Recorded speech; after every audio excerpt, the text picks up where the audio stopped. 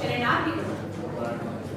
ಕಾರ್ತಿಕದ ಕತ್ತಲಲ್ಲಿ ಆಕಾಶ ದೀಪವಾಗಿ ಈ ಮತ್ತೆ ಕಟ್ಟೆಗೆಟ್ಟವರಿಗೊಂದು ದೊಂದು ದಿಕ್ಕಾಗಿ 8 ಶತಮಾನಗಳ ಹಿಂದೆ ಅಗ್ನಿ ಖಡ್ಗವನಾದು ಓ ಆಧ್ಯಾತ್ಮಕ್ರಾಂತಿ ವೀರ ದೇವ ದೈವತ್ತು ಏ ವೀರಾವತಾರ ಶ್ರೀ ಬಸವೇಶ್ವರ. ಕರ್ನಾಟಕದ ಸಾಂಸ್ಕೃತಿಕ ನಾಯಕ ವಿಶ್ವಗುರು ಬಸವಣ್ಣನವರನ್ನು ಸ್ಮರಿಸುವಂತಹ ರಾಷ್ಟ್ರಕವಿ ಕುವೆಂಪುರವರ ಕವನವನ್ನು ಸ್ಮರಿಸುತ್ತಾ ಶ್ರೀ ವಿಶ್ವಗುರು ಕೋಆಪರೇಟಿವ್ ಸೊಸೈಟಿ ಲಿಮಿಟೆಡ್ ಮಳವಳ್ಳಿ ಅವರು ಗಾಯತ್ರಿ ಮಂದಿರದಲ್ಲಿ ಆಯೋಜಿಸಿರುವಂತಹ ವಿಶ್ವಗುರು ಬಸವೇಶ್ವರ ಜಯಂತಿಯ ಕಾರ್ಯಕ್ರಮದಲ್ಲಿ ದಿವ್ಯ ಸಾನ್ನಿಧ್ಯವನ್ನ ಪಾಲಿಸಿರುವಂತಹ ಪೂಜ್ಯ ಶ್ರೀ ವಿಶ್ವನಾನಂದ ಸ್ವಾಮೀಜಿಯವರೇ ಹಾಗೂ ಬಸವ ಕಲ್ಯಾಣದಿಂದ ಆಗಮಿಸಿರುವಂತಹ ಬಸವಲಿಂಗ ಮಹಾಸ್ವಾಮಿಗಳವರೇ, ಉದ್ಘಾಟನೆಯನ್ನು ನೆರವೇರಿಸಿರುವಂತಹ ಡಾಕ್ಟರ್ ಶಿವಕುಮಾರ್ ದಂಡಿನಾರವರೇ, ಅಧ್ಯಕ್ಷತೆಯನ್ನು ವಹಿಸಿರುವಂತಹ ಶ್ರೀ ಎಂ.ಜಿ. ರಂಗಸ್ವಾಮಿಯವರೇ, ಮುಖ್ಯ ಅತಿಥಿಯಾಗಿ ಆಗಮಿಸಿರುವಂತಹ ರಾಮಕೃಷ್ಣರವರೇ, ಸನ್ಮಾನಿತರಾಗಿರುವಂತಹ ಪ್ರಕಾಶ್ ಕುಂದೂರು ಹಾಗೂ ಶ್ರೀ ಕೃಷ್ಣೇಗೌಡರವರೇ, ಡಾಕ್ಟರ್ ವೀರಭದ್ರಪ್ಪನವರೇ, ಡಾಕ್ಟರ್ ಪಿ.ಎಂ. ಮಾಲಾರವರೇ ಹಾಗೂ ಪಿಯು ಆಗಿರುವಂತಹ ಶ್ರೀಮತಿ ಉಮಾ ಮೇಡಮ್ ಅವರೇ, ಸರ್ವರಿಗೂ ಶರಣು ಶರಣಾರ್ಥಿಗಳನ್ನ ಸಮರ್ಪಿಸುತ್ತಾ ವೇದಿಕೆಯಲ್ಲಿ ಆಸೀನರಾಗಿರುವಂತಹ ಇನ್ಯಾರು ಗಣ್ಯರಿಗೂ ಕೂಡ ಅವರಿಗೂ ಕೂಡ ಶರಣಾರ್ಥಿಗಳನ್ನ ಸಮರ್ಪಿಸುತ್ತಾ ಈ ಸುಂದರ ಕಾರ್ಯಕ್ರಮವನ್ನ ಕಣ್ತುಂಬಿಕೊಳ್ಳಲು ಬಂದಿರುವಂತಹ ಸರ್ವರಿಗೂ ಮತ್ತೊಮ್ಮೆ ಮಗದೊಮ್ಮೆ ಶರಣು ಶರಣಾರ್ಥಿಗಳು. ಈ ದಿನ ಬಸವೇಶ್ವರರ ಜಯಂತಿಯನ್ನ ನೀವು ಆಚರಿಸ್ತಾ ಇದ್ದೀರಿ. ಈ ಒಂದು ಕಾರ್ಯಕ್ರಮಕ್ಕೆ ಬರಬೇಕು ಅಂತ ಈ ಒಂದು ವಿಶ್ವಗುರು ಕೋಆಪರೇಟಿವ್ ಸೊಸೈಟಿ ಲಿಮಿಟೆಡ್ ನ ಉಪಾಧ್ಯಕ್ಷರಾದಂತಹ ಶ್ರೀ ಎನ್.ಎಸ್. ಸಿದ್ದಲಿಂಗ ಸ್ವಾಮಿಯವರು ಹಾಗೂ ಅವರ ಸ್ನೇಹಿತರು, ಆಡಳಿತ ಮಂಡಳಿಯ ಸದಸ್ಯರುಗಳು ನಮ್ಮ ಮನೆಗೆ ಬಂದು ಆಹ್ವಾನವನ್ನ ಮಾಡಿದಾಗ ಬಹಳ ಸಂತೋಷವಾಯಿತು. ಯಾಕಂದ್ರೆ ಬಸವಣ್ಣನವರು ಹಾಗೆ ಹೇಳಿದಾಗೆ ಅವರು ಒಂದು ಜಾತಿ ವರ್ಗಕ್ಕೆ ಸೀಮಿತರಾಗಿದ್ದಾರೆ. ಅವರು ವಿಶ್ವಕ್ಕೆ ಸೇರಿದರು. ಅದರಿಂದಲೇ ಇವತ್ತು ವಿಶ್ವದಾದ್ಯಂತ ಬಸವ ಜಯಂತಿಯನ್ನು ನಾವು ಆಚರಿಸ್ತಾ ಇದ್ದೇವೆ. ನಮ್ಮ ಭಾರತ ದೇಶ ಮಾತ್ರ ಅಲ್ಲ, ಬೇರೆ ಬೇರೆ ದೇಶಗಳಲ್ಲೂ ಕೂಡ ಬಸವ ಜಯಂತಿಯನ್ನ ವಿಜೃಂಭಣೆಯಿಂದ ಆಚರಿಸ್ತಾ ಇದ್ದಾರೆ. ಈಗಾಗಲೇ ಆನ್ಲೈನ್ ನಲ್ಲಿ ಕೂಡ BSMA ಹಾಗೂ ಬಸವ ಸಮಿತಿಯವರು ಇಂಟರ್ನ್ಯಾಷನಲ್ ಬಸವ ಜಯಂತಿ ಅಂತ ಒಂದು ಆಚರಣೆಯನ್ನ ಮಾಡಿದ್ದಾರೆ. ಹೀಗೆ ಅನೇಕ ಕಡೆ ಬಸವ ಜಯಂತಿಯನ್ನ ಆಚರಣೆ ಮಾಡುತ್ತಾರೆ. ಈ ಒಂದು ಸಂದರ್ಭದಲ್ಲಿ ನನಗೆ ಅಲ್ಲಮ ದೇವರ ಒಂದು ವಚನ ನೆನಪಿಗೆ ಬರುತ್ತೆ. ಕಲ್ಯಾಣವೆಂಬ ಪ್ರಣತೆಯಲ್ಲಿ ಭಕ್ತಿ ರಸವೆಂಬ ತೈಲವನ್ನೆರೆದು ಆಚಾರವೆಂಬ ಭಕ್ತಿಯಲ್ಲಿ ಬಸವಣ್ಣನೆಂಬ ಜ್ಯೋತಿಯ ಮುಟ್ಟಿಸಲು ತೊಳಗಿ ಬೆಳಗುತ್ತಿದ್ದಯ್ಯ ಶಿವನ ಪ್ರಕಾಶ. ಆ ಬೆಳಗಿನೊಳಗೆ ಒಪ್ಪುತ್ತಿದ್ದರಯ್ಯ ಅಸಂಖ್ಯಾತ ಭಕ್ತಗಣಗಳು. ಶಿವಭಕ್ತರಿದ್ದ ಕ್ಷೇತ್ರವೇ ಅವಿಮುಕ್ತ ಕ್ಷೇತ್ರವೆಂಬುದು ಹುಸೀನ್. ಶಿವಭಕ್ತರಿದ್ದ ಕ್ಷೇತ್ರವೇ ಪಾವನವೆಂಬುದು ಹುಸೀನ್. ಗುಹೇಶ್ವರ ಲಿಂಗದಲ್ಲಿ ಎಲ್ಲ ಪರಮಾರಾಧ್ಯ ಸಂಗನ ಬಸವಣ್ಣನ ಕಂಡು ಬದುಕಿದೆನು ಕಾಣ ಸಿದ್ದರಾಮಯ್ಯ. ಎಂತಹ ಅದ್ಭುತವಾದ ವಚನ ನೋಡಿ. ಇಲ್ಲಿ ಇಡೀ ಕಲ್ಯಾಣವೇ ಪ್ರಣತೆಯಾಗಿದೆ, ಭಕ್ತಿ ರಸವೇ ತೈಲವಾಗಿದೆ, ಸತ್ಯ ಸದಾಚಾರಗಳೇ ಬತ್ತಿಯಾಗಿದೆ. ಬಸವಣ್ಣನೆಂಬ ಸುಜ್ಞಾನದ ಮಹಾಜ್ಯೋತಿ ಮುಟ್ಟಲು ಇಡೀ ಕಲ್ಯಾಣವೇ ಶಿವ ಪ್ರಜ್ಞೆಯ ಬೆಳಗನ್ನು ಬೆಳಗುತ್ತಿರಲು ಆ ಬೆಳಗಿನೊಳಗೆ ಲೆಕ್ಕವಿಲ್ಲದಷ್ಟು ಜನ ತಮ್ಮ ಬಾಳ ಅಣತಿಗೆ ಶಿವ ಪ್ರಜ್ಞೆಯ ಬೆಳಕನ್ನ ಹತ್ತಿಸಿಕೊಂಡು ನಿಂತರಾಡುತ್ತಾರೆ. ಇಂತಹ ಶಿವಭಕ್ತರು ಇರುವಂತಹ ಕ್ಷೇತ್ರ ಮುಕ್ತಿ ಧಾಮವಾಗಿದೆ, ಪರಮ ಪಾವನವಾಗಿದೆ. ಬಸವಣ್ಣನ ಕಂಡು ಬದುಕಿದೆನು ಎಂದು ಸಿದ್ದರಾಮೇಶ್ವರರಿಗೆ ಅಲ್ಲಮ ಪ್ರಭುದೇವರು ಹೇಳುತ್ತಾರೆ ಅಂದರೆ ಬಸವಣ್ಣನವರ ಘನ ವ್ಯಕ್ತಿತ್ವವನ್ನ, ಅವರ ಆಚಾರ ವಿಚಾರಗಳನ್ನ, ಅವರ ತತ್ವ ಸಿದ್ಧಾಂತಗಳನ್ನ ನಾವು ಎಷ್ಟು ಮಟ್ಟಿಗೆ ಅವನ್ನ ಆಚರಿಸುವುದು ಕೂಡ ಅದು ಸಾಕಾಗುವುದಿಲ್ಲ. ಯಾಕಂದ್ರೆ ಅವರ ತತ್ವವೇ ಆಗಿದೆ. ಅದರಿಂದ ನಾವಿವತ್ತು ಬಸವ ಜಯಂತಿಯನ್ನ ಬಹಳ ವಿಜೃಂಭಣೆಯಿಂದ ಆಚರಿಸ್ತಾ ಆ ಒಂದು ತತ್ವಗಳನ್ನ ನಾವೆಲ್ಲರೂ ಪಾಲಿಸೋಣ ಅಂತ ಹೇಳ್ತಾ, ಬಸವಣ್ಣನವರನ್ನ ನಾವು ಜಗಜ್ಯೋತಿ ಅಂತ ಕರಿತೀವಿ ಅಲ್ವಾ? ವಿಶ್ವಕ್ಕೆ ಜ್ಯೋತಿ ಆಗಿದ್ದಾರೆ. ಇಲ್ಲಾಂದ್ರೆ ಲಂಡನ್ನ ಥೇಮ್ಸ್ ನದಿಯ ತೀರದಲ್ಲಿ ಬಸವಣ್ಣನವರ ಪ್ರತಿಮೆ ಅನಾವರಣಗೊಳ್ಳಬೇಕಂದ್ರೆ ಅವರ ತತ್ವಗಳು ಎಲ್ಲಿಯವರೆಗೆ ಹುಟ್ಟಿದೆ ಅನ್ನೋದು ನಮಗೆ ಗೊತ್ತಾಗಬೇಕು. ಹಾಗಾದ್ರೆ ನಾವು ಕರ್ನಾಟಕ ರಾಜ್ಯದವರು, ನಾವು ಬಸವಣ್ಣನವರ ನಾಡಿನಲ್ಲಿ ನಾವು ಹುಟ್ಟಿದ್ದೇವೆ ಅಂದ್ಮೇಲೆ ನಾವು ಬಸವಣ್ಣನವರ ಬಗ್ಗೆ ನಾವು ತಿಳಿದುಕೊಳ್ಳಿಲ್ಲ ಅಂದ್ರೆ ಬಹಳ ಅದು ನಮಗೆ ತೊಂದರೆ ಆಗುತ್ತೆ. ಯಾಕಂದ್ರೆ ಬಸವಣ್ಣನವರ ತತ್ವಗಳನ್ನ ಪಾಲಿಸಿದ್ರೆ ಒಂದು ಸಮಾಜ ಬಡತನದಿಂದ ಮುಕ್ತಿಗೊಳ್ಳುತ್ತೆ ಅಂತ ಹೇಳ್ತಾರೆ. ಬಡತನವೇ ಇರುವುದಿಲ್ಲ ಅಂದ್ರೆ ಯಾಕಂದ್ರೆ ಅವರು ನಮಗೆ ಎರಡು ತತ್ವ ಸಿದ್ಧಾಂತವನ್ನ ಪ್ರತಿಪಾದಿಸುವುದು, ಒಂದು ಕಾಯಕ ತತ್ವ, ಇನ್ನೊಂದು ದಾಸೋಹ ತತ್ವ. ಈ ಎರಡು ತತ್ವವನ್ನ ನಾವು ಸರಿಯಾಗಿ ಪಾಲಿಸಿದ್ರೆ ಎಲ್ಲೂ ಬಡತನವೇ ಇರೋದಿಲ್ಲ. ಅದಕ್ಕೆ ಇವತ್ತು ನೋಡಿ ನಿಮ್ಮ ವಿಶ್ವಗುರು ಅಂದರೆ ಈ ಒಂದು ಕೋಆಪರೇಟಿವ್ ಬ್ಯಾಂಕ್ ನ ಒಂದು ನೀವು ಹೆಸರನ್ನ ಇಟ್ಟುಕೊಂಡು ನೀವು ಇವತ್ತು ಈ ಒಂದು ಸಂಘವನ್ನ ಇಟ್ಕೊಂಡಿದ್ದೀರಿ. ಒಂದು ಬ್ಯಾಂಕ್ ನ ಹೆಸರಿನಲ್ಲಿ ಸಾಕಷ್ಟು ಕೆಲಸಗಳನ್ನ ಮಾಡ್ತೀವಿ. ಇಲ್ಲಿ ಬರೀ ಹಣ ವಹಿವಾಟು ಮಾತ್ರ ನಡೀತಾ ಇಲ್ಲ, ಹಣ ವಹಿವಾಟಿನ ಜೊತೆಗೆ ಸಮಾಜ ಸೇವೆ ನಡೀತಾ ಇದೆ. ನೋಡಿ ಇವತ್ತು ಎಷ್ಟೋ ಜನರನ್ನ ಸನ್ಮಾನಿಸ್ತಾ ಇದ್ದೀವಿ, ಹೆಚ್ಚು ಅಂಕಗಳನ್ನ ಪಡೆದಂತಹ ವಿದ್ಯಾರ್ಥಿಗಳನ್ನ ಪ್ರೋತ್ಸಾಹ ಮಾಡ್ತೀವಿ. ಇದೆಂತಹ ಒಳ್ಳೆಯ ಕೆಲಸ. ಇದರಿಂದಾಗಿ ಅವರ ಮುಂದಿನ ಜೀವನಕ್ಕೆ ಇನ್ನು ಅದು ನೀವು ಬುನಾದಿ ಹಾಕಬೇಕಾಗುತ್ತೆ. ಅಂದ್ರೆ ಈ ಒಂದು ವಿಶ್ವಗುರು ಕೋಆಪರೇಟಿವ್ ಬ್ಯಾಂಕ್ ಒಳ್ಳೆಯ ಕೆಲಸಗಳನ್ನ ಮಾಡಿ ಮಳವಳ್ಳಿ ತಾಲೂಕಿನಲ್ಲಿ ಮಂಡ್ಯ ಜಿಲ್ಲೆಯಲ್ಲಿ ಒಳ್ಳೆಯ ಹೆಸರನ್ನ ಮಾಡಿದೆ ಅಂತ ಹೇಳುವುದಕ್ಕೆ ನಾನು ಸಂತಸವನ್ನ ಪಡ್ತೇನೆ. ಬಸವಣ್ಣನವರಿಗೆ ಎಷ್ಟು ಶರಣು ಅಂತ ಹೇಳಿದ್ರು ಸಾಕಲ್ಲ, ಅದರಲ್ಲೂ ನಾನು ಕೋಟಿ ಶರಣು ಅಂತ ಹೇಳ್ತೀನಿ. ಆ ಒಂದು ಮಾತನ್ನ ಹೇಳಬೇಕಾದ್ರೆ ನನಗೆ ಮಡಿವಾಳ ಮಾಚಿದೇವರ ಒಂದು ವಚನ ನೆನಪಿಗೆ ಬರುತ್ತೆ. ಸುಖ ಒಂದು ಕೋಟ್ಯಾನು ಕೋಟಿ ಬಂದಲ್ಲಿ ಬಸವಣ್ಣನ ನೆನೆವೆ, ದುಃಖ ಒಂದು ಕೋಟ್ಯಾನು ಕೋಟಿ ಬಂದಲ್ಲಿ ಬಸವಣ್ಣನ ನೆನೆವೆ, ಲಿಂಗಾರ್ಚನೆ ಮಾಡುವಲ್ಲಿ ಬಸವಣ್ಣನ ನೆನೆವೆ, ಜಂಗಮಾರ್ಚನೆ ಮಾಡುವಲ್ಲಿ ಬಸವಣ್ಣನ ನೆನೆವೆ, ಬಸವಣ್ಣನ ನೆನೆದಲ್ಲದೆ ಭಕ್ತಿ ಇಲ್ಲ, ಬಸವಣ್ಣನ ನೆನೆದಲ್ಲದೆ ಮುಕ್ತಿ ಇಲ್ಲ. ಇದು ಕಾರಣ ಬಸವಣ್ಣ ಬಸವಣ್ಣ ಇರುತ್ತಿದ್ದೇನು ಕಾರಣ ಕಲಿದೇವಯ್ಯ. ನೋಡಿ, ಸುಖ ಬರಲಿ ದುಃಖ ಬರಲಿ ಎಂತಹ ಸಮಯದಲ್ಲಿ ಆದರೂ ಕೂಡ ನಾನು ಬಸವ ಅಂತ ನೆನೆದ್ರೆ ನನಗೆ ಎಲ್ಲ ಒಂದು ಏನಂತ ಹೇಳ್ತಾರೆ, ನಮ್ಮ ತೊಂದರೆಗಳು, ನಮ್ಮ ಏನೇ ಜೀವನದಲ್ಲಿ ನಾವು ತೊಂದರೆಗೀಡಾಗುತ್ತ ಎಲ್ಲರಿಂದ ಮುಕ್ತಗೊಳ್ಳುತ್ತೀವಿ ಅಂತ ನಮ್ಮ ಮಡಿವಾಳ ಮಾಚಿದೇವರು ಹೇಳ್ತಾರೆ. ಇನ್ನು ಶರಣರ ದೃಷ್ಟಿಯಲ್ಲಿ ಸಮಾಜ ಒಂದು ನಿರ್ಮಲವಾಗಿ ಒಂದು ನಿಷ್ಕಲ್ಮಶವಾಗಿ ರೂಪುಗೊಳ್ಳಬೇಕು ಅನ್ನೋದು ಅವರ ಒಂದು ಆಸೆಯಾಗಿದೆ. ಅದೇ ರೀತಿ ಒಂದು ಭಕ್ತಿ ಮಾರ್ಗದಲ್ಲಿ ನಡೆದಿದ್ದು ನಮ್ಮ ವಚನ ಸಾಹಿತ್ಯ.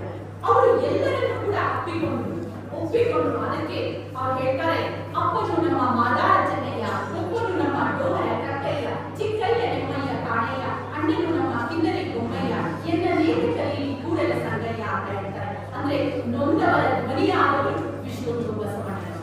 ಅಂದು ಬಸವಣ್ಣನವರು ಉಪನಯನದ ಕಾರ್ಯಕ್ರಮದಲ್ಲಿ ಅವರು ಅಕ್ಕನಿಗಿಲ್ಲದ ಜನಿವಾರ ನನಗೂ ಕೂಡ ಬೇಡ ಅಂತ ಹೇಳಿ ಅವರು ತಿರಸ್ಕರಿಸಿ ಹೊರಗಡೆ ಬಂದೇ ಹೋಗಿದ್ರೆ ಇವತ್ತು ವಚನಗಳು ಇವತ್ತು ಜನ್ಮವನ್ನ ಕಾಡ್ತಾನೆ ಇರಲಿಲ್ಲ. ವಚನ ಸಾಹಿತ್ಯ, ಕನ್ನಡ ಸಾಹಿತ್ಯವನ್ನು ಶ್ರೀಮಂತಗೊಳಿಸುತ್ತಿರಲಿಲ್ಲ. ಇವತ್ತು ಅದಕ್ಕೆ ಬಸವಣ್ಣನವರು ತಮ್ಮ ಮನೆಯಿಂದಲೇ ಅವರು ಅಸಮಾನತೆಯ ವಿರುದ್ಧ ಹೋರಾಡಿ ನಿಂತು ಇವತ್ತು ವಚನ ಸಾಹಿತ್ಯದ ಒಂದು ಕೊಡುಗೆಯನ್ನ ನಮ್ಮ ಸಮಾಜಕ್ಕೆ ನೀಡಿದ್ದಾರೆ. ಅದನ್ನು ಹೇಳ್ತಾರೆ ನಮ್ಮ ಸಂಗಮೇಶ್ವರ ಅಪ್ಪಣ್ಣವರು ಒಳ್ಳೆಯ ಮಾತನ್ನ ಹೇಳ್ತಾರೆ. ಮಾನವರಲ್ಲಿಗೂ ಎರಡೇ ಕುಲ ಆಗಿದೆ, ಒಂದು ಬವಿ, ಇನ್ನೊಂದು ಭಕ್ತ ಅಂತ. ಪ್ರಾಪಂಚಿಕ ಸುಖಕ್ಕೆ ಶರಣಾಗತ ಆದವನೇ ಬವಿ. ಸಂಸ್ಕಾರವನ್ನ ಪಡೆದು ದೇವರಿಗೆ ಶರಣಾದವನೇ ಭಕ್ತ ಅಂತ. ಅದಕ್ಕೆ ಹೇಳ್ತಾರೆ, there are only two class of people in this world. One is mortal and other is devotee ಅಂತ ಹೇಳ್ತಾರೆ. Mortals who go to the pleasures of world attachments and devotees who have acquired knowledge and surrendered to God ಅಂತ ಹೇಳ್ತಾರೆ. ಇನ್ನು ಮುಂದುವರೆದ ಹೇಳ್ತಾರೆ, ನಮ್ಮ ಡಿವಿಜಿ ಅವರು ಬಹಳ ಚೆನ್ನಾಗಿ ಹೇಳ್ತಾರೆ. ಮಂಕುತಿಮ್ಮನ ಕಥೆಯಲ್ಲಿ ಹೇಳ್ತಾರೆ, ಮರಣದಿ ಮುಂದೆ ಭೂತವೋ ಪ್ರೇತವೋ ಪರಲೋಕವೋ ಪುನರ್ಜನ್ಮವೋ ಅದೇನು ತಿರುಗಿ ಬಂದವರಿಲ್ಲ ವರದಿ ತಂದವರಿಲ್ಲ ದರೆಯ ಬಾಡಿದರಿಗೆ ಮಂಕುತಿಮ್ಮ. ಯಾರಾದ್ರೂ ಸ್ವರ್ಗ ನರಕ ಅಂತ ಯಾರಾದ್ರೂ ನಿಮಗೆ ಪರಿಕಲ್ಪನೆಯನ್ನು ಗೊತ್ತಾ? ಕೊರೋನಾ ಸಂದರ್ಭದಲ್ಲಿ ಸಾಕಷ್ಟು ನಮ್ಮ ರಿಲೇಟಿವ್ಸ್ ಗಳನ್ನ ಕಳ್ಕೊಂಡಿದ್ದೀವಿ, ಸ್ನೇಹಿತರನ್ನ ಕಳ್ಕೊಂಡಿದ್ದೀವಿ. ಯಾರಾದ್ರೂ ನಾನು ಸ್ವರ್ಗಕ್ಕೆ ಹೋಗಿ ಬಂದಿದ್ದೀನಿ ಅಥವಾ ನರಕದಲ್ಲಿ ಇದ್ದೀನಿ ಅಂತ ನಮ್ಗೆ ಯಾರಾದ್ರೂ ವರದಿಯನ್ನ ತೆಗೆದುಕೊಂಡು ಬಂದಿಲ್ಲ? ಯಾರು ತೆಗೆದುಕೊಂಡು ಬಂದಿಲ್ಲ. ಸ್ವರ್ಗ ನರಕ ಏನಿದೆ ಇಲ್ಲೇ ಇದೆ. ಇವತ್ತು ನಾವು ಒಳ್ಳೆಯ ಕೆಲಸವನ್ನ ಮಾಡಿದ್ರೆ ಇದೇ ಸ್ವರ್ಗ ಆಗುತ್ತೆ, ಕೆಟ್ಟ ಕೆಲಸವನ್ನ ಮಾಡಿದ್ರೆ ಅದೇ ನರಕ ಆಗುತ್ತೆ. ಅದರಿಂದಾಗಿ ನಾವು ಒಳ್ಳೆಯ ಕೆಲಸವನ್ನ ಮಾಡಿ ಈ ಜಗತ್ತಿಗೆ ನಮ್ಮದೇ ಆದಂತಹ ಕೊಡುಗೆಯನ್ನು ಕೊಡಬೇಕು. ಇನ್ನು ಶರಣರು ದೇವರಿಗೆ ಸವಾಲನ್ನು ಹೊಂದಂತಹ ಆ ಒಂದು ಪರಿಕಲ್ಪನೆಯನ್ನು ವಚನದಲ್ಲಿ ನಾವು ಕಾಣಬಹುದು. ಯಾಕಂದ್ರೆ ಅವ್ರು ಎಷ್ಟು ನಿಷ್ಠೆಯಿಂದ ಬದುಕಿದ್ರು ಅನ್ನೋದಕ್ಕೆ ನಮ್ಮ ಹಲವ ಪ್ರಭುದೇವರ ಒಂದು ವಚನ ಸಾಕ್ಷಿಯಾಗಿದೆ. ನಾ ದೇವನಲ್ಲದೆ ನೀ ದೇವನೇ, ನೀ ದೇವನಾದರೆ ಎನ್ನನೇಕೆ ಸರವೆ, ಹಾರನ್ನು ಒಂದು ಕುಡಿತೆ ಉದಕವನೆರವೆ, ಹಸಿದಾಗ ಒಂದು ತುತ್ತ ಹೋಗಿರಲಿವೆ, ನಾ ದೇವ ಕಾಣ ಗುಣೇಶ್ವರ. ನೋಡಿ, ನಾವು ಮನೆಗೆ ಎಷ್ಟೋ ಜನ ಮನೆಗೆ ಭಿಕ್ಷುಕರು ಬರ್ತಾರೆ, ಜಂಗಮರು ಬರ್ತಾರೆ. ನಾವೇನಂತೀವಿ, ಇಲ್ಲ ಏನು ಮಾಡಿಲ್ಲ ಮನೆಗೆ ಯಾರು ಇಲ್ಲ ಬಿಟ್ಟು ಹೋಗೋದೆ. ಆದ್ರೆ ನಮ್ಮ ಹಲವ ಕೊಡುಗೆ ಹೇಳ್ತಾರೆ ದೇವರು ನೀನಲ್ಲಪ್ಪ, ದೇವರು ನಾನೇ.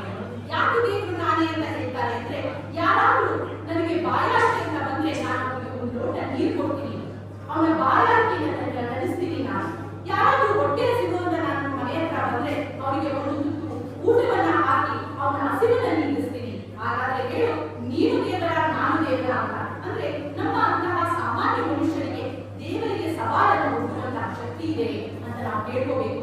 ಆದರೆ 12ನೇ ಶತಮಾನದಲ್ಲಿದ್ದಂತಹ ಪ್ರತಿಯೊಬ್ಬ ಶರಣರು ಹಾಗೆ ಬದುಕಿ ಬಾಳಿದರು. ಅವರ ಒಂದೊಂದು ನುಡಿಗಳೇ ಇದು, ಆ ಅನುಭವದ ನುಡಿಗಳೇ ಇವತ್ತು ವಚನವಾಗಿರುವುದು ಅಂತ ನಾನು ಹೇಳೋದಕ್ಕೆ ಇಷ್ಟಪಡ್ತೇನೆ.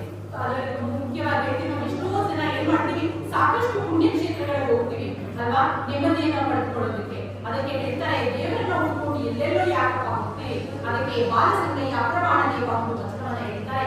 ಕಲ್ಲ ದೇವರು ದೇವರಲ್ಲ, ಮಣ್ಣ ದೇವರು ದೇವರಲ್ಲ, ಮರದ ದೇವರು ದೇವರಲ್ಲ, ಪಂಚಲೋಕದಲ್ಲಿ ಮಾಡಿದಂತಹ ದೇವರು ಕೂಡ ದೇವರಲ್ಲ. ಸೇತುಕೊಂಡ ರಾಮೇಶ್ವರ, ಗೋಕರ್ಣ, ಕಾಶಿ, ಕೇದಾರ ಮೊದಲಾಗಿ ಅಷ್ಟಾಷಷ್ಟಿ ಕೋಟಿ ಪುಣ್ಯ ಕ್ಷೇತ್ರಗಳಲ್ಲಿ ದೇವರು ಕೂಡ ದೇವರಲ್ಲ. ತನ್ನ ತಾನರಿದು ತಾನಾರಿದು ತಿಳಿದರೆ ತಾನೇ ದೇವ ಕೂಡ ಅಪ್ರಮಾಣ ಕೂಡಲ ಸಂಗಮ ದೇವ ಅನ್ನುತ್ತಾರೆ. ನಾವು ದೇವರನ್ನು ಹುಡುಕೊಂಡು ಎಲ್ಲೆಲ್ಲೋ ಹೋಗೋ ಅವಶ್ಯಕತೆ ಇಲ್ಲ. ಮೊದಲು ನಮ್ಮನ್ನ ಅರಿತುಕೊಂಡು ನಾವು ಒಳ್ಳೆಯ ಸತ್ಕಾರ್ಯವನ್ನ ಮಾಡಿ, ನಾವು ಸದ್ಭಕ್ತಿಯಿಂದ ಸಚ್ಚಿಂತನೆಯಿಂದ ನಾವು ಜೀವನವನ್ನು ನಡೆಸಿದ್ದೇ ಆದ್ರೆ, ಒಳ್ಳೆಯ ಮಾರ್ಗದಲ್ಲಿ ನಡೆದಿದ್ದೇ ಆದ್ರೆ ದೇವರೇನಿರ್ತಾನೆ, ನಮ್ಮ ಜೊತೆಗೆ ಇರ್ತಾನೆ. ನಮ್ಮನ್ನು ನಾವು ಅರಿತುಕೊಳ್ಳಬೇಕು. ನಮ್ಮನ್ನ ನಾವು ಅರಿಯಲಾದ್ರೆ ನಾವು ಯಾವುದೇ ಪುಣ್ಯಕ್ಷೇತ್ರಗಳು ಹೋದರೂ ಕೂಡ ಯಾವುದೇ ರೀತಿಯ ಪುಣ್ಯವನ್ನ ನಾವು ಸಂಪಾದನೆ ಮಾಡೋದಕ್ಕೆ ಆಗೋದಿಲ್ಲ ಅಂತ ಹೇಳ್ತಾರೆ. ಕೊನೆಯದಾಗಿ ಒಂದು ಕಥೆಯನ್ನ ಹೇಳಿ ನನ್ನ ಮಾತಿಗೆ ವಿರಾಮವನ್ನು ಹೇಳ್ತೇನೆ. ಸಾಕಷ್ಟು 12ನೇ ಶತಮಾನದ ಶರಣರು ಅಂತರಂಗದ ಶುದ್ಧಿಗೆ ಬಹಳಷ್ಟು ಪ್ರಾಮುಖ್ಯತೆಯನ್ನು ಕೊಟ್ಟರು. ಇಂತಹ ಒಂದು ಸಂದರ್ಭದಲ್ಲಿ ನನಗೆ ಬಸವಣ್ಣನವರ ಒಂದು ವಚನ ನೆನಪಿಗೆ ಬರುತ್ತೆ. ಯಾರೊಂದು ಮೊಲನ ತಂದಡೆ ಸಲುವ ಆಗಕ್ಕೆ ಬಿರಿವರಯ್ಯ, ನೆಲನಾಲ್ಕನ ಹೇಳವೆಂದರೆ ಒಂದರಿಕೆಗೆ ಕೊಂಬವರಿಲ್ಲ ನುಡಯ್ಯ, ಮೊಲನಿಂದ ಕರಕಷ್ಟ ನರನ ಬಾಳುವೆ ಸಲವೆಂಬ ಕೂಡಲ ಸಂಗಮ ದೇವನಾಥ. ಒಬ್ಬ ಬೇಟೆಗಾರ ಸತ್ತೋಗಿರೋ ಮೊಲವನ್ನು ತೆಗೆದುಕೊಂಡು ಬಂದು ಮಾರುಕಟ್ಟೆಯಲ್ಲಿ ಇಟ್ಟರೆ ನನಗೆ ಕೊಡಿ ಅದನ್ನ ಅಂತ ಹೇಳಿ ತೆಗೆದುಕೊಳ್ಳೋದಕ್ಕೆ ಎಷ್ಟು ಜನ ಮುಗಿ ಬೀಳ್ತಾರೆ. ಆದ್ರೆ ಒಬ್ಬ ರಾಜ ಕೋಟಿಗಳ ಒಡೆಯ, ಅವನು ಸತ್ತು ಬಿದ್ದಿದ್ದಾನೆ, ಮಾರುಕಟ್ಟೆಯಲ್ಲಿ ತೆಗೆದುಕೊಂಡು ಬಂದಿಟ್ಕೊಂಡು ಯಾರಾದ್ರೂ ತೆಗೆದುಕೊಳ್ತೀರಾ ಅಂದ್ರೆ ಒಂದು ಬೋಟ್ ಅಡಿಕೆ, ಇವೆಲ್ಲರೂ ಗೊತ್ತಿರ್ಬೇಕು, ಅಜ್ಜಿರೋ ಹಾಕೊಳ್ತಾರಲ್ಲ ಬೋಟ್ ಅಡಿಕೆ, ಆ ಬೋಟ್ ಅಡಿಕೆಯನ್ನ ಕೊಟ್ಟು ಕೂಡ ನಾನು ತೆಗೆದುಕೊಳ್ಳೋದಿಲ್ಲ ಅಂತ ಹೇಳ್ತಾರೆ. ನೋಡಿ, ಅಂದ್ರೆ ಮೊದಲಿಂದ ಕಷ್ಟ ನರನ ಬಾಳ್ವೆ ಅಂತ ಹೇಳ್ತಾರೆ. ಆ ಮೊಲಕ್ಕಿರುವಂತಹ ಬೆಲೆ ಒಬ್ಬ ಕೋಟಿ ಬಾಳುವಂತಹ ಒಡೆಯನಿಗಿರುವಲ್ಲ ಅಂತ ಹೇಳ್ತಾರೆ. ಅದಕ್ಕೆ ಒಂದು ಕಥೆಯನ್ನ ಹೇಳ್ತೀನಿ. ಇದೇ ರೀತಿ ಒಬ್ಬ ರಾಜ ಇರ್ತಾನೆ, ಕೋಟಿಗಳ ಒಡೆಯ ಅವನು. ಆದ್ರೆ ಆ ರಾಜನಿಗೆ 4 ಜನ ಪತ್ನಿಯರು. 4 ಜನ ಪತ್ನಿಯರಲ್ಲಿ 4ನೇ ಪತ್ನಿಗೆ ಅವನು ಏನ್ ಮಾಡ್ತಾನೆ, ನಗರದಲ್ಲಿ ಸಮಾಜದಲ್ಲಿ ಯಾವುದೇ ಹೊಸ ಬಟ್ಟೆ, ಹೊಸ ಸೀರೆ ಬರಲಿ, ಹೊಸ ಒಡವೆ ಬರಲಿ, ಏನೇ ಬರಲಿ ಎಲ್ಲವನ್ನೂ ನೋಡಿಸ್ತಾ ಇರ್ತಾನೆ. ತುಂಬಾ ಚೆನ್ನಾಗಿ ನೋಡ್ಕೊಳ್ತಿರ್ತಾನೆ. ಇನ್ನು ಮೂರನೇ ಪತ್ನಿ ಅಂತ ಏನಾದ್ರೂ ಸಲಹೆ ಸೂಚನೆಗಳನ್ನ ಅವನು ಪಡಿಬೇಕಾದ್ರೆ, ಯುದ್ಧಕ್ಕೆ ಹೋಗ್ಬೇಕಾದ್ರೆ ಅಥವಾ ಇನ್ನೇನಾದ್ರೂ ವಹಿವಾಟುಗಳನ್ನ ನಡಿಬೇಕಾದ್ರೆ ಅವನು ಕೇಳ್ತಾನೆ.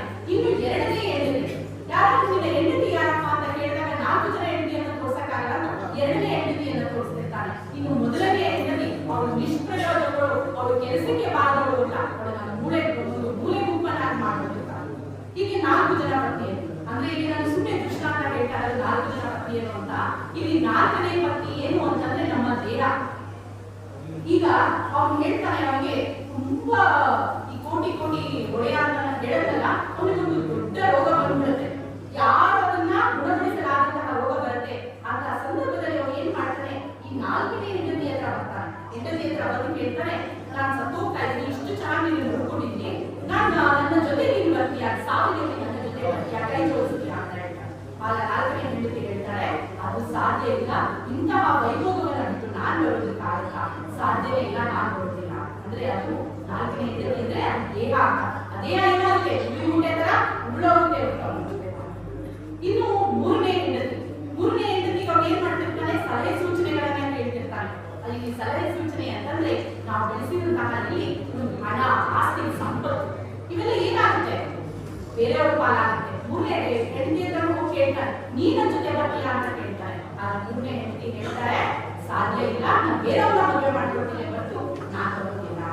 ಅಂದ್ರೆ ನಮ್ಮ ಹಣ, ಆಸ್ತಿ, ಸಂಪತ್ತು ನಾವು ಏನಾದ್ರು ಮಾಡಿರ್ತೀವಲ್ಲ ಅದೆಲ್ಲ ಯಾರ ಪಾಲಾಗುತ್ತೆ, ಬೇರೆಯವ್ರ ಪಾಲಾಗುತ್ತೆ ಹೊರತು ನಾವೇನನ್ನು ತೆಗೆದುಕೊಂಡು ಹೋಗಕ್ಕಾಗಲ್ಲ. ಇನ್ನು ಎರಡನೇ ಹೆಂಡತಿ, ಇನ್ನ ಎರಡನೇ ಹೆಂಡತಿ ಹತ್ರ ಕೂಡ ಹೋಗಿ ಕೇಳ್ತಾನೆ, ನೀ ನನ್ನ ಜೊತೆ ಬರ್ತೀಯ ನನ್ನ ಸಾವು ಜೊತೆ? ಆಗ ಹೇಳ್ತಾಳೆ, ಆ ಎರಡನೇ ಹೆಂಡತಿ ಕೂಡ ಹೇಳ್ತಾಳೆ, ನಾನು ಬರ್ತೀನಿ, ಎಲ್ಲಿವರೆಗೂ ಬರ್ತೀನಿ ಅಂದ್ರೆ ನಿನ್ನ ಸುಟ್ಟಾಗ್ತಾರಲ್ಲ ಆ ಜಾಗದವರೆಗೂ ಮಾತ್ರ ನಾನು ಬರ್ತೀನಿ, ಅದಕ್ಕಿಂತ ಮುಂದೆ ನಾನು ಬರೋದಿಲ್ಲ ಅಂತ ಹೇಳ್ತಾರೆ. ಅಂದ್ರೆ ನಮ್ಮ ಬಂಧು ಬಾಂಧವರು, ನಮ್ಮ ಸ್ನೇಹಿತರು ಎಲ್ಲಿವರೆಗೆ ಬರ್ತಾರೆ? ನಮ್ಮನ್ನ ಸುಡುವ ಜಾಗ ಅಥವಾ ಉಳುವ ಜಾಗದವರೆಗೆ ಮಾತ್ರ ಬರ್ತಾರೆ ಹೊರತು ಅದರಿಂದ ಮುಂದಕ್ಕೆ ಯಾರು ಬರಲ್ಲ. ಇನ್ನು ಮೊದಲನೇ ಹೆಂಡತಿ ನಿಷ್ಪ್ರಯೋಜನಗಳು, ಏನಕ್ಕೂ ಕೆಲಸಕ್ಕೆ ಬರೋದಿಲ್ಲ ಅಂತ ಹೇಳಿ ಮೂಲೆ ಗುಂಪು ಮಾಡಿರ್ತಾರೆ. ಆಗ ಅವಳು ಹೇಳ್ತಾಳೆ, ರೀ ನಾನ್ ಬರ್ತೀನಿ ಕರೆಯಕ್ಕೆ ಹೋಗೋದಿಲ್ಲ ಅವನು ರಾಜ, ಆದ್ರೂ ಕೂಡ ಅವಳು ಹೇಳ್ತಾಳೆ, ನಾನ್ ಬರ್ತೀನಿ ಕಣ್ರಿ ನಿಮ್ ಜೊತೆ ಅಂತ ಹೇಳ್ತಾಳೆ. ಆಗ ನೀವು ತಿಳ್ಕೋಬೇಕು, ಈ ಮೊದಲನೇ ಹೆಂಡತಿ ಯಾರು? ಹಾಗೆ ನಾನು ಹೇಳಿದೆ, ನಾಲ್ಕನೇ ಹೆಂಡತಿ ಅಂದ್ರೆ ದೇಹ, ಮೂರನೇ ಹೆಂಡತಿ ಅಂದ್ರೆ ಹಣ ಆಸ್ತಿ ಸಂಪತ್ತು, ಎರಡನೇ ಹೆಂಡತಿ ಅಂದ್ರೆ ಬಂಧು ಬಾಂಧವರು. ಆದ್ರೆ ಮೊದಲನೇ ಹೆಂಡತಿ ನಮ್ಮ ಆತ್ಮ. ನಾವು ಮಾಡಿದಂತ ನಮ್ಮ ಆತ್ಮ ಒಂದೇ ನಮ್ಮ ಜೊತೆ ಬರೋದು, ಯಾವುದು ಬರಲ್ಲ. ನಾವು ಮಾಡಿದಂತ ಒಳ್ಳೆ ಪುಣ್ಯ ಕೆಲಸಗಳ ಮಾತ್ರನೇ ನಮ್ಮ ಜೊತೆ ಬರೋದು ಅಲ್ವಾ, ಇನ್ಯಾವುದು ಬರುವುದಿಲ್ಲ. ಅದಕ್ಕೆ ಇದುವರೆಗೂ ನಾವು ಏನ್ ಮಾಡ್ಬೇಕು? ಒಳ್ಳೆಯ ಕೆಲಸವನ್ನ ಮಾಡಿ ನಾವು ಸಾಕ್ಷಾತ್ಕಾರವನ್ನ ಪಡೆದುಕೊಳ್ಬೇಕು. ಅದಕ್ಕೆ ಕೊನೆಯದಾಗಿ ಅಂಬಿಗರ ಚೌಡಯ್ಯನವರ ಒಂದು ವಚನವನ್ನ ಹೇಳಿ ನಾನು ನನ್ನ ಮಾತಿಗೆ ವಿರಾಮವನ್ನು ಹೇಳ್ತೇನೆ. ಬಡತನಕ್ಕೆ ಕುದುವ ಚಿಂತೆ, ಉಣಲಾದರೆ ಕುದುವ ಚಿಂತೆ, ಕೂಡಲಾದರೆ ಇಡುವ ಚಿಂತೆ, ಇಡಲಾದರೆ ಎಂದಿನ ಚಿಂತೆ, ಎಂದಿಲಾದರೆ ಮಕ್ಕಳ ಚಿಂತೆ, ಮಕ್ಕಳಾದರೆ ಬದುಕಿನ ಚಿಂತೆ, ಬದುಕಾದರೆ ಕೇಳಿನ ಚಿಂತೆ, ಕೇಳಾದರೆ ಮರಣದ ಚಿಂತೆ, ಇಂತಿ ಹಲವು ಚಿಂತೆಯಲ್ಲಿರುವವರ ಕಂಡೆ ಶಿವ ಚಿಂತೆಯಲ್ಲಿರುವವರ ಒಬ್ಬರನ್ನು ಕಾಣಲಿದ್ದಾಗ ನಮ್ಮ ಅಂಬಿಗರ ಚೌಡಯ್ಯ ಶ್ರೀಶರಣರು ಅಂತ ಹೇಳ್ತಾರೆ. ಒಬ್ಬ ಮನುಷ್ಯನಿಗೆ ಬಡತನ ಬಂದ್ಬಿಡ್ತಾರೆ ಅಂದ್ರೆ ಅವ್ರು ಏನ್ ಅನ್ಕೋತಾರೆ, ನನಗೊಂದು ಉಡೋದಕ್ಕೊಂದು ಬಟ್ಟೆ ಇಲ್ಲ, ಒಳ್ಳೆ ಬಟ್ಟೆ ಆದ್ರೆ ಸಾಕು ಅಂತ ಹೇಳ್ತಾರೆ ಅಲ್ವಾ. ಬಟ್ಟೆನೂ ಸಿಗುತ್ತೆ, ಬಟ್ಟೆ ಎಲ್ಲ ಸಿಕ್ಕ ಮೇಲೆ ನನಗೊಂದು ಇರೋದಕ್ಕೊಂದು ನೆಲೆ ಬೇಕು ಅಂತ ಹೇಳ್ತಾನೆ. ಒಂದು ನೆಲೆ ಆದ್ಮೇಲೆ ನನಗೊಂದು ಬದುಕನ್ನ ಕಟ್ಕೋಬೇಕು, ನನಗೆ ಹೆಂಡತಿ ಮಕ್ಕಳು ಬೇಕು ಅಂತ ಹೇಳ್ತಾನೆ. ಹೆಂಡತಿ ಮಕ್ಕಳು ಆದ್ಮೇಲೆ ಏನ್ ಮಾಡ್ತಾನೆ? ಬದುಕಿಗೆ ಏನಾದ್ರು ಒಂದು ಕೇಡನ್ನ ಕೂಡ ತಂದ್ಕೊಡ್ಬೇಕಲ್ಲ, ಏನಾದ್ರು ಒಂದು ಕೆಟ್ಟ ಕೆಲಸವನ್ನ ಮಾಡ್ಕೊಳ್ತಾನೆ. ಆ ಕೇಡನ್ನ ನಾವು ಯಾವಾಗ ಸಮೀಪ ಮಾಡ್ತೀವೋ ಆಗ ಮರಣ ನಮ್ಮನ್ನ ಸಮೀಪಿಸುತ್ತೆ. ಆದ್ರೆ ಇವತ್ತು ಅಂಬಿಗರ ಚೌಡಯ್ಯ ಹೇಳ್ತಾರೆ, ಇಷ್ಟೆಲ್ಲ ಚಿಂತೆಯನ್ನ ಮಾಡ್ತೀನಿ, ಯಾರು ನೀವು ಸಚ್ಚಿಂತೆಯನ್ನ ಶಿವಚಿಂತೆಯನ್ನ ಮಾಡ್ತೀನಿ ಅಂತ ಹೇಳ್ತಾರೆ. ಆದ್ರೆ ಇವತ್ತು ಕೋಪರೇಟಿವ್ ಸೊಸೈಟಿ ಮಳವಳ್ಳಿ ಇವತ್ತು ವಿಶ್ವಗುರುವಿನ ಹೆಸರಲ್ಲಿ ಈ ಒಂದು ಸೊಸೈಟಿಯನ್ನ ನೀವು ಮಾಡಿಕೊಂಡು ಇಷ್ಟು ಜನ ಇವತ್ತು ಈ ಕಾರ್ಯಕ್ರಮವನ್ನ ಯಶಸ್ವಿ ಮಾಡೋದಕ್ಕೆ ಬಂದಿದ್ದೀರಿ ಅಂದ್ರೆ ಎಲ್ಲರೂ ಶಿವಚಿಂತೆಯಲ್ಲಿ ಸಚ್ಚಿಂತೆಯಲ್ಲಿ ಎಲ್ಲರೂ ಭಾಗಿಯಾಗಿದ್ದೀರಿ. ಅದರಿಂದ ಅಂಬಿಗರ ಚೌಡಯ್ಯನವರ ಒಂದು ವಚನವನ್ನು ನೀವು ಖುಷಿ ಮಾಡ್ತಾ ಇದ್ದೀರಿ ಅಂತ ಹೇಳ್ತಾ ನಿಮ್ಮೆಲ್ಲರಿಗೂ ಒಳ್ಳೆಯದಾಗಲಿ. ಬಸವ ಜಯಂತಿಯನ್ನ ಆಚರಿಸೋದು ಮಾತ್ರ ಮುಖ್ಯವಲ್ಲ, ಅವರ ತತ್ವ ಸಿದ್ಧಾಂತಗಳನ್ನು ಕೂಡ ನಾವು ಜೀವನದಲ್ಲಿ ಪಾಲಿಸಿದ್ದೇ ಆದರೆ ನಮ್ಮ ಜೀವನ ಸಾಕ್ಷಾತ್ಕಾರವಾಗಿದೆ ಅಂತ ಹೇಳ್ತಾ ನನ್ನ ಒಂದು ಎರಡು ಮಾತಿಗೆ ವಿರಾಮವನ್ನು ಹೇಳ್ತಿದ್ದೀನಿ. ಜೈ ಬಸವ.